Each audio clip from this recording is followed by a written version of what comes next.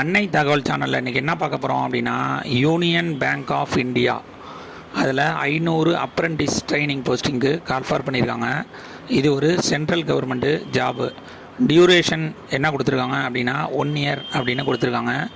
Place of posting all over இந்தியாவில் posting போடுவோம் அப்படின்னு சொல்லியிருக்காங்க. எஜுகேஷ்னல் குவாலிஃபிகேஷன் என்ன சொல்லியிருக்காங்க அப்படின்னா 17/9/2024 அது வரலும் டிகிரி முடித்தவங்க இதுக்கு விண்ணப்பிக்கலாம் அப்படின்னு சொல்லியிருக்காங்க. செலக்ட் ஆகிறவங்களுக்கு ஸ்டைஃபன் பர் மந்த்து 15,000 கொடுக்குறோம் அப்படின்னு சொல்லியிருக்காங்க. வயது வரம்பு என்ன சொல்லியிருக்காங்க அப்படின்னா மினிமம் 20லேருந்து மேக்ஸிமம் 28 வயசு இருக்கிறவங்க வரலும் இதுக்கு விண்ணப்பிக்கலாம் அப்படின்னு சொல்லியிருக்காங்க. ஏஜ் ரிலாக்ஸேஷன் என்னென்ன கொடுத்துருக்காங்க அப்படின்னா SC/ST கேண்டிடேட்டுக்கு 5 இயர்ஸ் ஏஜ் ரிலாக்ஸேஷன் உண்டு அப்படின்னு சொல்லியிருக்காங்க. OBC கேண்டிடேட்டுக்கு 3 இயர்ஸ் ஏஜ் ரிலாக்ஸேஷன் உண்டு அப்படின்னு சொல்லியிருக்காங்க. ஃபிசிக்கலி சேலஞ்சு ஜென்ரல் மற்றும் எக்கனாமிக்கலி வீக்கர் செக்ஷன் கேண்டிடேட்டுக்கு 10 வருஷம் ஏஜ் ரிலாக்ஸேஷன் கொடுக்குறாங்க.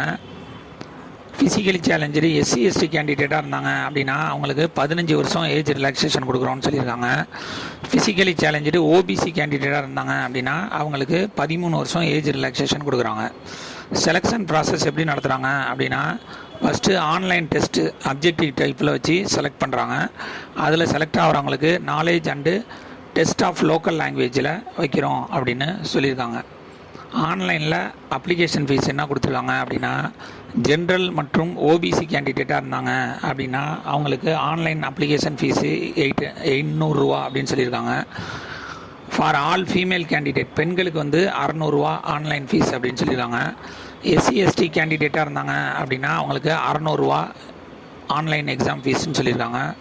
ஃபிசிக்கலி சேலஞ்சு கேண்டிடேட்டாக இருந்தாங்க அப்படின்னா அவங்களுக்கு 400 ரூபா ஆன்லைன் ஃபீஸ் அப்படின்னு சொல்லியிருக்காங்க.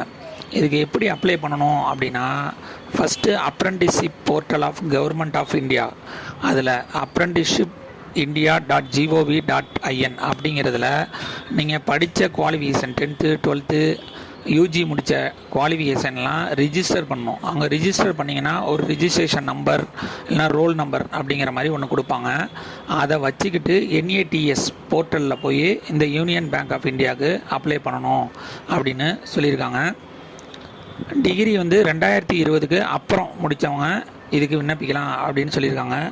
விண்ணப்பிக்க கடைசி நாள் என்ன கொடுத்துருக்காங்க அப்படின்னா 17/9/2024 அப்படின்னு கொடுத்துருக்காங்க.